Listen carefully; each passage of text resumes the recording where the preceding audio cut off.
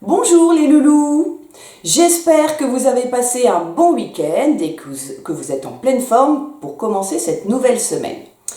Alors, aujourd'hui, je voudrais passer un petit bonjour un petit peu particulier parce que il y a les loulous qui me connaissent et que je connais très bien de la classe de grande section à l'école, mais il y a aussi les loulous qui ne me connaissent pas, que je ne connais pas. Et donc, ces loulous-là, je suis contente aussi de travailler avec vous. Alors, vous êtes prêts? On peut y aller? Alors, on y va. Aujourd'hui, on va commencer par un petit jeu avec des mots. Alors, pour ça, il faut s'asseoir correctement. On pose bien ses mains sur ses genoux. On se concentre. On ouvre bien grand ses oreilles. Et je vous dis ce que l'on va faire. Alors, nous allons jouer avec des mots. Je vais vous dire un mot et dans ce mot, il va falloir trouver le ou les mots qui sont cachés. Par exemple, si je vous dis le mot ampoule, eh oui, dans le mot ampoule, on entend le mot poule. D'accord? Vous avez compris? Vous êtes prêts? Alors c'est parti. Si je vous dis le mot pinceau, pinceau, cherchez les mots cachés ou le mot caché. Bravo! Vous en avez trouvé deux, c'est super! Dans pinceau, il y a pain et seau. Pinceau. Bravo, comme vous êtes fort, on continue. Cherchez le ou les mots cachés dans le mot sirène. Sirène. Vous trouvez sirène? Oui, super! Dans sirène, il y a deux mots cachés. Le mot si et le mot reine. Bravo! Oh, qu'est-ce que vous êtes fort! Alors, on continue. Trouvez le ou les mots cachés dans le mot roulotte. Roulotte. Vous trouvez? Oui, il y a le mot roue. Bravo! Allez, on continue. Cherchez le mot caché dans le mot lapin. Lapin. Bravo! Il y a le mot pain dans lapin. Super! On continue. Cherchez le mot caché dans le mot joli. Joli. Vous trouvez? Joli. Bravo! Il y a le mot lit dans joli. Allez, on continue. Cherchez le mot caché dans le mot chapeau. Chapeau. Oh, c'est facile, hein? Il y a le mot chat dans chapeau. Et le dernier, celui-là, il est peut-être un petit peu plus difficile. Essayez de trouver le mot qui se cache dans le mot chaussette. Chaussette. Allez, on cherche. Bravo! C'est le chiffre 7 qu'il fallait trouver. Super! Alors, comme vous avez bien travaillé, maintenant, je vais vous montrer comment faire plein d'algorithmes différents. Vous savez, les algorithmes. D'accord? Allez, on y va. Alors, donc, vous savez tous ce que c'est qu'un algorithme. Par exemple, je vous fais un algorithme tout simple. Je mets un cube bleu, un cube blanc. Pour faire un algorithme, ça s'appelle un algorithme de 2 éléments. Donc à chaque fois, je vais remettre un cube bleu, bravo. Ensuite, un cube blanc. Et après, on continue. Un cube bleu, un cube blanc, un cube bleu, un cube blanc. Ça, c'est facile, hein? Oh là là, c'est trop facile. Alors, vous pouvez faire des algorithmes avec 4 éléments. Donc j'ai un cube bleu, un jaune, un violet, un rouge. Ici, si je veux continuer l'algorithme, qu'est-ce que je vais mettre? Bravo, un cube bleu. Ensuite, qu'est-ce que je vais mettre? Bien, un cube blanc.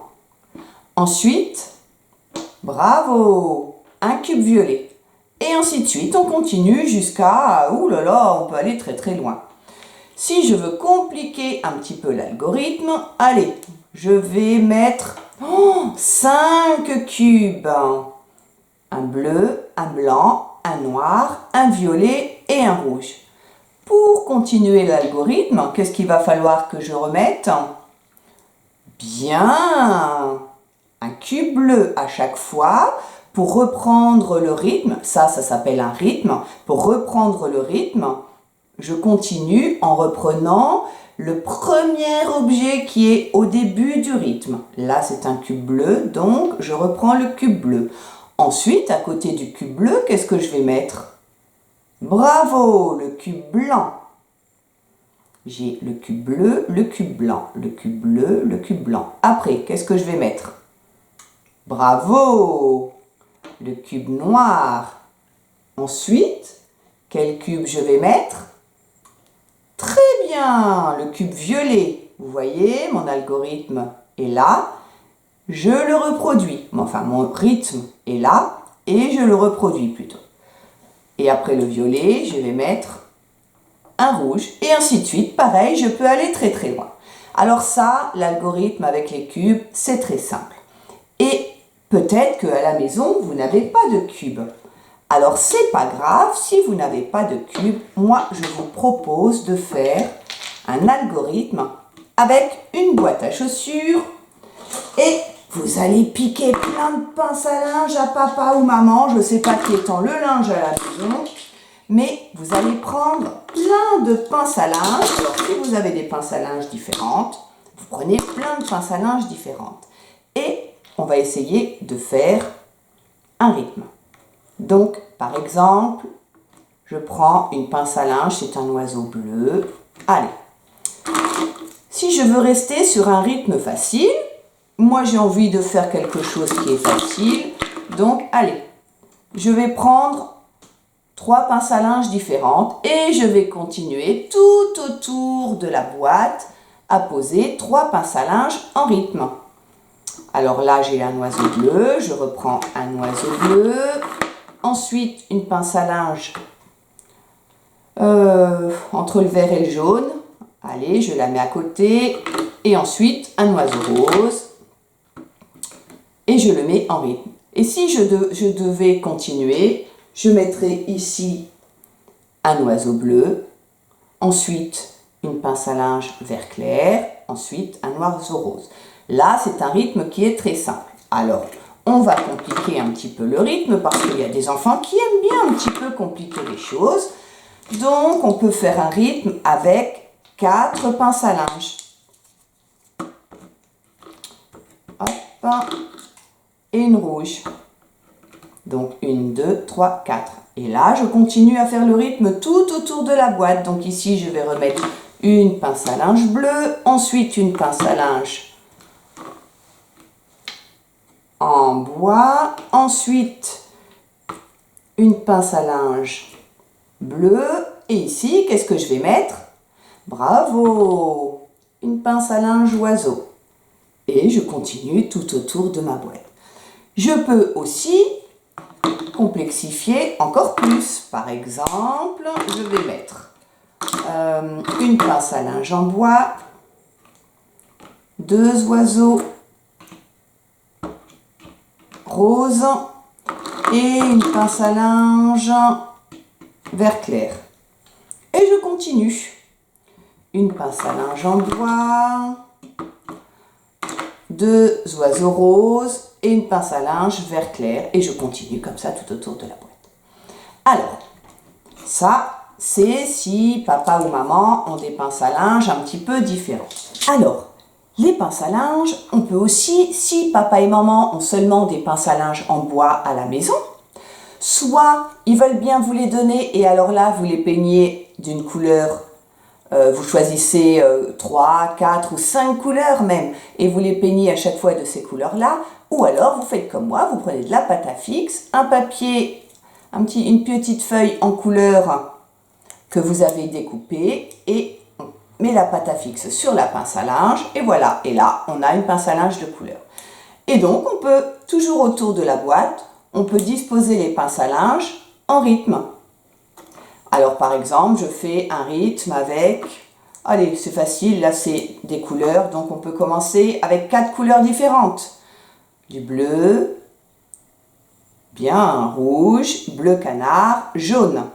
Donc, si je veux reproduire ce rythme-là autour de ma boîte, qu'est-ce que je vais mettre ici? Bravo! Je vais mettre du bleu. À côté, je vais mettre du rouge. Bien. Ensuite, du bleu canard, ça s'appelle. C'est une couleur bleu canard. Et à côté du bleu canard, bravo, du jaune. Et je fais comme ça tout autour de ma boîte. Alors, pour ceux qui sont vraiment forts, on peut utiliser plus de couleurs. Et à chaque fois, on reproduit le rythme. Hop. Et du jaune. Ici, qu'est-ce que je mets? Bravo, du rouge. À côté, de l'orange. Ensuite, du bleu. Bien. À côté du bleu, bravo, le bleu canard. Et enfin, le jaune. Vous le voyez l'algorithme là? Très bien, et bien l'algorithme peut faire tout le tour de la boîte si vous avez plein de pinces à linge. Alors, si jamais il n'y a pas suffisamment de pinces à linge à la maison, il y a toujours des pâtes. Alors, vous demandez à papa ou maman s'il y a des pâtes différentes à la maison et vous allez faire les algorithmes avec les pâtes. Alors, par exemple, je vais mettre une petite pâte papillon, ensuite 2 tortillettes. On va les mettre comme ça pour que vous puissiez bien voir. Et ensuite, une petite pâte tuyau. Moi, j'appelle ça des petites pâtes tuyaux. Là, j'ai mon rythme. Maintenant, je vais faire l'algorithme. Ça veut dire que je vais reproduire à chaque fois la position des pâtes à l'identique. Donc là, je recommence, je remets une pâte papillon. Ensuite, qu'est-ce que je vais mettre? Bravo! 2 petites tortillettes. Et enfin, un petit tuyau. Et je continue. Une pâte papillon. Bravo! 2 tortillettes. Bravo! Et un tuyau. Et alors là, vous le voyez, le rythme. Je peux le continuer très très loin. Je peux faire le tour de la salle à manger, le tour de ma chambre, le tour de la table de cuisine. À vous de vous amuser à faire des rythmes. Alors, là, c'est si on a des pâtes à la maison. Alors, si il n'y a pas de pâtes à la maison, on peut prendre des Playmobil. Et vous allez me dire, les Playmobil, il faut qu'ils soient habillés pareil. Ben, c'est pas grave. S'ils ne sont pas habillés pareil, on va leur donner des positions différentes pour avoir un rythme. Par exemple, allez, le premier Playmobil, il va être debout, les bras le long du corps. Le deuxième, on va le faire lever les bras. Oui, il dit bravo celui-là. Le troisième Playmobil, on va pouvoir le mettre assis. Là, j'ai un rythme de 3 Playmobil. Alors, je peux continuer le même rythme en mettant un Playmobil debout, un Playmobil qui lève les bras et un autre Playmobil assis. Mais si je suis très fort, je peux faire un autre rythme. Par exemple, je peux avoir un Playmobil qui va se mettre, allez, à 4 pattes. Ensuite, un Playmobil qui lève les bras et un Playmobil assis. Là, j'ai mon rythme. 1, 2, 3, 4 Playmobil. Et là, je continue. Ici, je vais avoir un Playmobil comment? Bien, qui a les bras le long du corps. À côté, je vais avoir un Playmobil comment?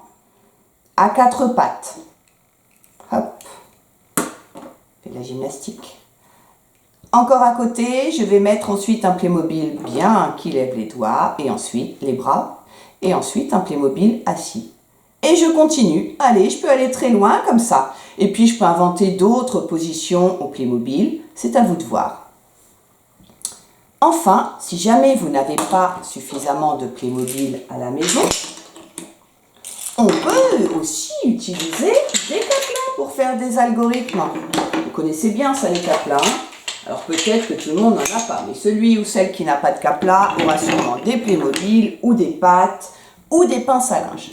Alors les Kaplas, il y a plusieurs façons de les utiliser. Soit vous pouvez faire des tas avec un nombre de Kaplas différents. Par exemple, le premier, il est tout seul. Ensuite, on met deux Kaplas ensemble.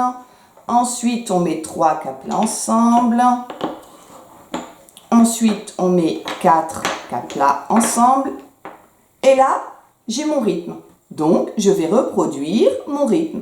À nouveau, je vais mettre, bravo, un Kaplas. Après, je vais mettre 2 Kaplas. Ensuite, je vais mettre 3 Kaplas. Et enfin, 4 Kaplas. Et comme pour le reste, je peux continuer à faire un très long algorithme. Mais les Kaplas, je peux aussi les utiliser d'une autre manière. Par exemple, je peux mettre un Kaplas pour commencer mon rythme. Ensuite, 2 Kaplas en forme de croix. Ensuite, je peux utiliser des Kaplas pour faire voilà, un petit pont. Et là, je peux continuer mon rythme. À nouveau un Kaplas, à nouveau un Kaplas en forme de croix et des Kaplas.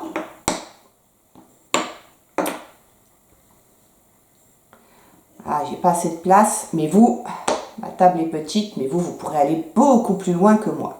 Non, je fais des bêtises. Un Kaplas tout seul, un Kaplas en forme de croix et à nouveau un petit pont en Kaplas. Et là, j'ai mon rythme. Là, c'est le rythme que j'ai reproduit. Je peux le reproduire plein de fois. Alors, soit je ne garde que 2 formes de Kaplas, ou soit je peux en ajouter une 4e ici, encore différente, par exemple. Voilà, je peux avoir un rythme un peu plus compliqué. Et à chaque fois, ce rythme-là, je le reproduis à l'infini en repartant toujours du premier Kaplas. C'est le premier Kaplas qui revient à la suite. Ensuite, le deuxième qui revient, le troisième et le 4e. Et voilà, maintenant, vous êtes des champions de l'algorithme. À vous de jouer. Alors, c'était bien ces algorithmes, hein? Maintenant, vous allez pouvoir en faire plein toute la journée. Et à présent, c'est l'heure de l'histoire. Vous êtes prêts à écouter? Attention, maîtresse magique arrive.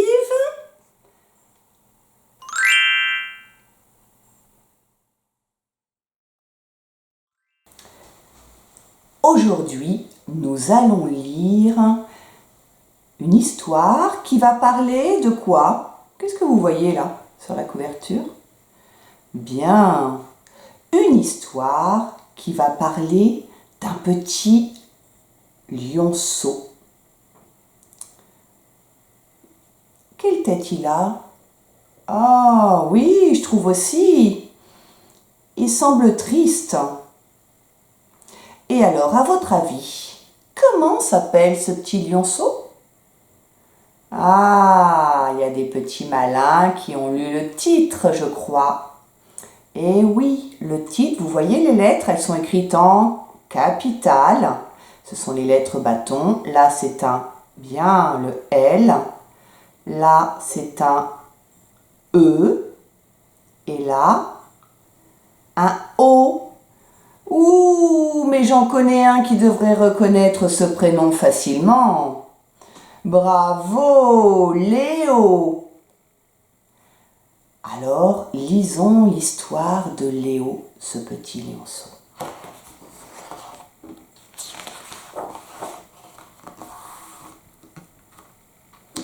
Tant dort le chat qu'à la fin, il s'éveille. Léo.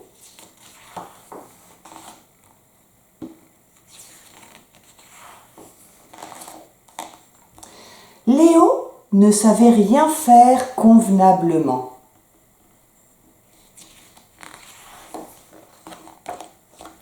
Il ne savait pas lire.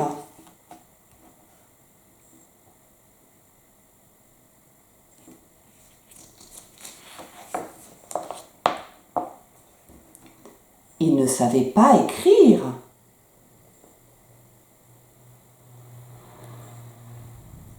Il ne savait pas dessiner.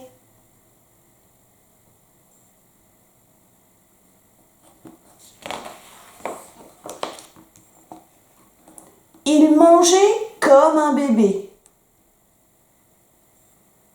Il ne disait pas un mot.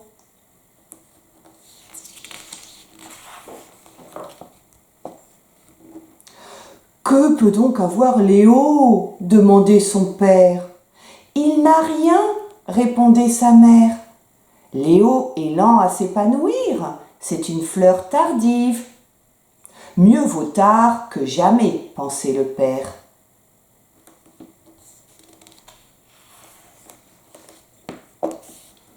Et chaque jour, Papa Tigre observait son Léo pour voir s'il avait fait des progrès.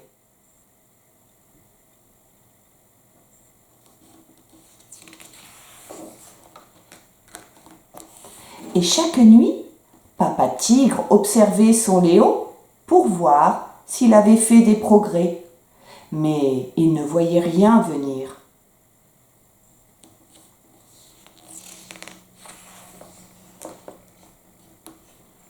« Es-tu bien sûr que Léo s'épanouira un jour ?» demandait le père.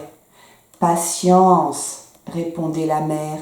« Ne l'observe pas tout le temps, laisse-le tranquille. » Le père de Léo essaya d'oublier son fils et regarda la télévision.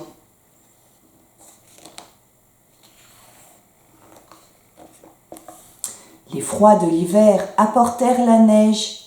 Le père de Léo laissait passer le temps, mais Léo ne s'éveillait pas.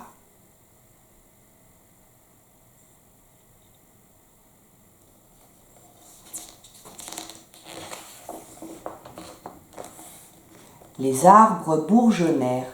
Le père de Léo laissait passer le temps, mais Léo ne s'éveillait pas.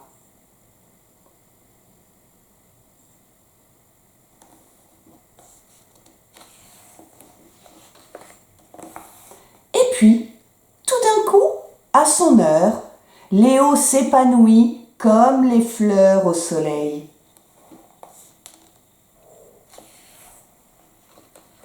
Maintenant, il sait lire. Maintenant, il sait écrire.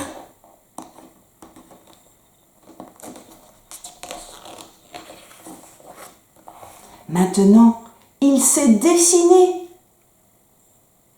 Il mange proprement.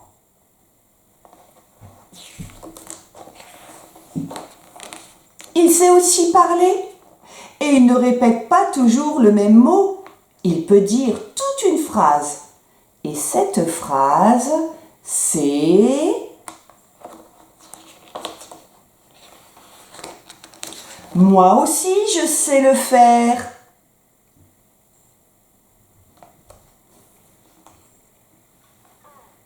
Elle était belle cette histoire de ce petit Léo qui finalement a pris son temps pour faire les choses et qui a toujours fini par les faire très très bien. C'était bien cette histoire. Hein. Ah oui, moi aussi, elle m'a beaucoup plu. Alors comme aujourd'hui, vous avez très très bien travaillé, vous avez le droit d'un petit peu vous reposer maintenant. Et de toute façon, nous, on va se retrouver demain. Donc, je vous fais des bisous à tous les loulous qui m'avaient regardé. Et puis, continuez à bien écouter papa et maman et être bien sage et à bien travailler.